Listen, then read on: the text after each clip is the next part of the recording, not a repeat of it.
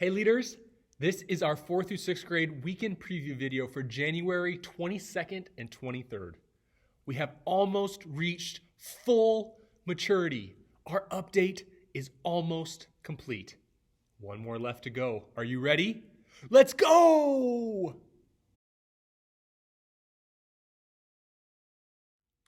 This month, friends, we have been in a series called Updates. And so far, we have looked at how we can update our maturity in a variety of different ways. And I don't know about you, but I know for me, it's been pretty helpful. So this week, we're going to be emphasizing how we can own our own growth by focusing on our spiritual maturity. How ultimately what we are becoming is a result of our relationship with Jesus and our connection to Jesus. Who we're becoming has such an important correlation to that reality. And we're going to encourage kids by highlighting a story that we see in the New Testament of the relationship between Timothy and Paul. And the truth that we see in that story, or of many truths, is that no matter how young we might be or how immature we might be, we can learn and grow to set an example for those around us in following Jesus. So let's take a look at how we will put that into practice in our small groups this weekend. As I mentioned before, we're going to be building off an example from the Bible and from the Loop Show that we're going to take from the story of Timothy.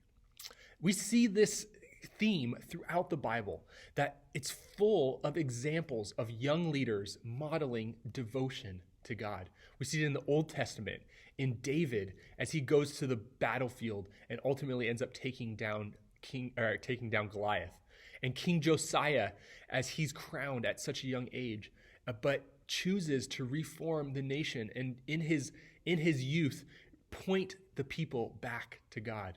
We see it in Jesus in the temple as he testifies to his parents and to his community that ultimately where we're called to be is in the presence of God.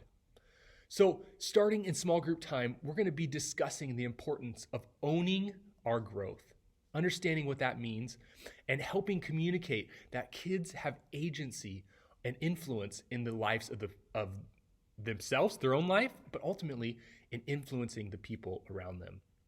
And one of the ways we'll do that is through an activity that we will go through this week.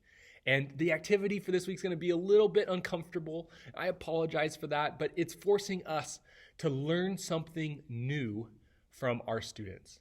So the goal is to identify what are some of the skills, what are some of the abilities that your students have, or the information that they have, that they can teach us something new.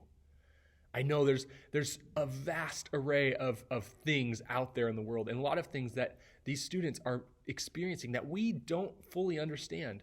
But by making them into the teachers and us into the students, we get a chance to communicate this important value that they have something to teach us.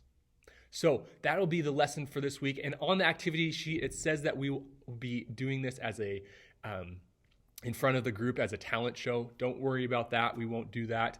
But I will go around and I'll try and check in with each group to see what it is that you guys are learning and what it is that these kids have taught you.